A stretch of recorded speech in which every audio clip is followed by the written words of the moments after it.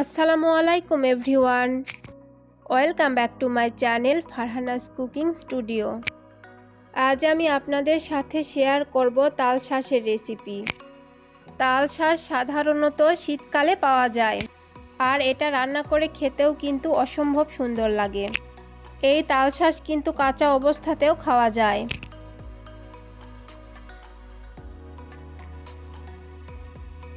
চলুন দেখে নেই কিভাবে তাল শাঁস রান্না করতে হয়।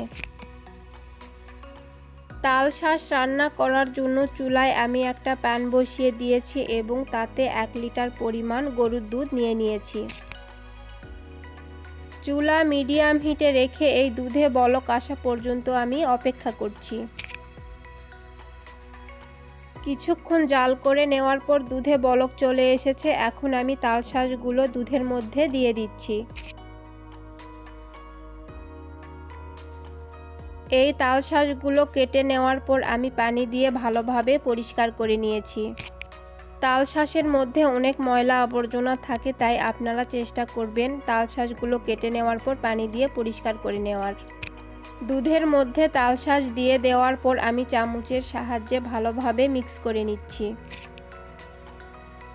চুলা মিডিয়াম হিটে রেখে এই তাল শাঁসগুলো আমি 10 মিনিটের মতো ভালোভাবে জাল করে নিচ্ছি। ফিরে আসছি 10 মিনিট পর। 10 মিনিট পর দেখুন তাল শাঁসগুলো কিন্তু প্রায় সিদ্ধ হয়ে গিয়েছে। এখন আমি আবারও একবার চামচের সাহায্যে ভালোভাবে মিক্স করে নিচ্ছি। তাল শাঁসগুলো চামচের সাহায্যে মিক্স করে নেওয়ার পর আমি এখন এখানে দিয়ে দিচ্ছি 1.5 কাপ পরিমাণ চিনি। চিনির পরিমাণ আপনারা আপনাদের টেস্ট অনুযায়ী কমিয়ে কিংবা বাড়িয়ে দিতে পারেন। চিনি দিয়ে দেওয়ার পর চামচের সাহায্যে আমি ভালোভাবে মিক্স করে নিচ্ছি।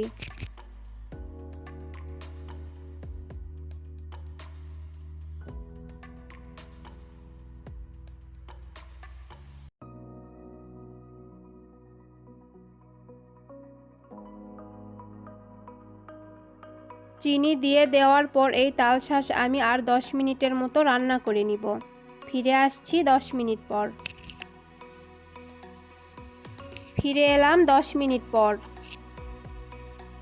10 মিনিট পর দুধ কিছুটা ঘন হয়ে গিয়েছে।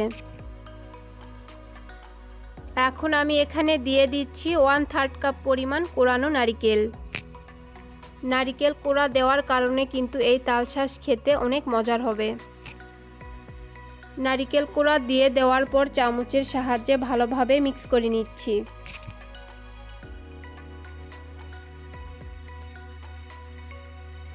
সবশেষে আমি এখন এখানে অ্যাড করে দিব 2 টেবিল চামচ পরিমাণ গুঁড়া দুধ।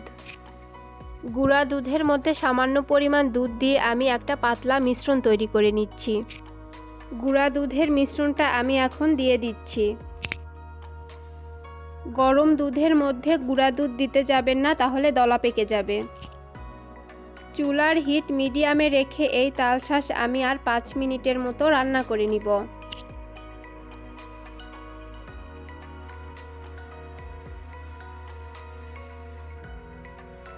ফিরে এলাম 5 মিনিট পর। 5 মিনিট পর দেখুন তাল শাঁস রান্না করে নেওয়া হয়ে গিয়েছে। তাল শাঁসের মধ্যে যে পাতলা রস দেখতে পাচ্ছেন, চুলা থেকে নামিয়ে ঠান্ডা করে নেওয়ার পর কিন্তু এই রস আরও ঘন হয়ে যাবে।